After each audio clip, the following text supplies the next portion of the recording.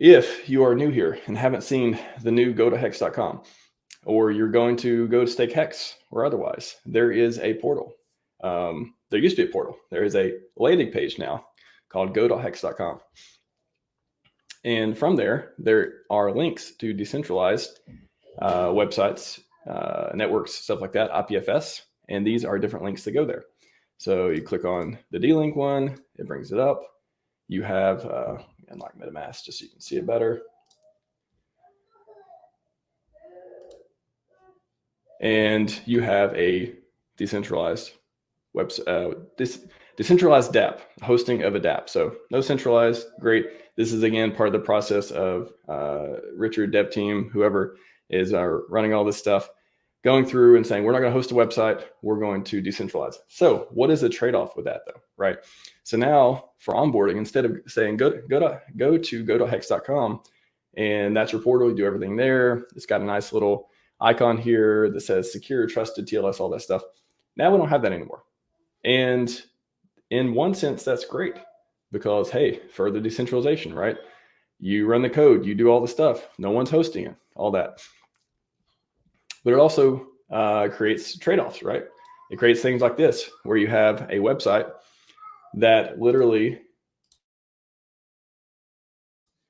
has a URL that looks like this. And I'm not a fan of URLs that look like that. And if they didn't have to choose that, they would go to, they would much rather want to go to hex.com and just see the platform and be able to click all the buttons, do all the stuff, right?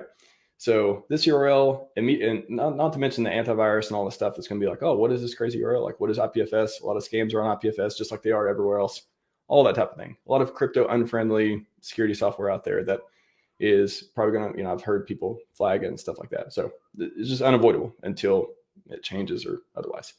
So again, trade-offs, not good, not bad, trade-offs. Yes. Now, it's good for decentralization. It's good for, all the crypto projects who want to make their case to all the people doubting them or government agencies, stuff like that. Hey, we're not hosting anything. Now they have this. So how would you verify that these links and stuff are legit? Well, you still are trusting this website. You're still saying, okay, here's the hash. Here's a hash for this. And does this look the same? Or like here, actually, it's not even like if you go to this one, if you go to NTF, I thought one of these were the same. Let's see. Yeah. Okay, so the redirect here. So, okay, gosh. Right click here. So if you look at the hash, if you put it here, you can see that it's, I guess it's like a shortcut link, 3fs.link.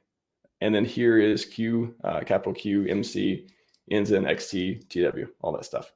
And that is the same hash you can see we have here. So those links, you're still trusting the links here are legit. Okay. So now there's that way to check it. But again, you have this link here. And what I've created, and maybe other people have created too, but there's a lot of different ways to do this. But one way is just to use an iframe to be like, okay, now if you register a domain and stuff that has gohexapp.com, for example, and it literally, if you go to view page source, all this is like making it look nice and styled and stuff like that, giving it a title. None of this really matters. The only part that really matters is, again, 21 lines of code. The 20th line says this URL, and you can take this URL and compare it to the one that you get from going here, which is, back.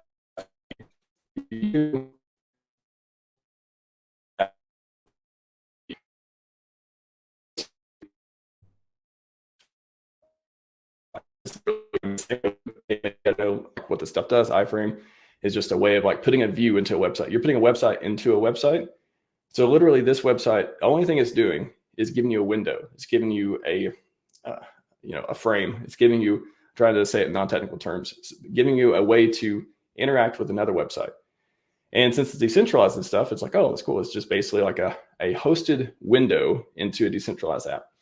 Now, when you interact with this app, it is exactly the same. You click all the buttons. You see that I'm already connected. When I click this link, I'm already connected to it. There's no new permissions because I was connected to this one before. So it's the same app. It's just a different URL. and it looks much cleaner, nicer onboarding, all the stuff, all the friction. So even if you don't trust the person who made this website, you can just look at the source code and then compare, the hashes and links and stuff. So how would you tell a scam? Well, if you, did view, I'm not saying, so this is a simple example, right? Like view source, a lot of times it doesn't work. It's not going to give you the right code. There's different complexities with websites and stuff like this. But if you did go to view source on some scam website, maybe it doesn't clearly show what's going on here. Maybe it's a bunch of other stuff, all that stuff. So I guess that's one way to look at it is, does it show the URL? Does it show the hash? Does it show everything lining up the same as it would from the go.hex.com website, which is here.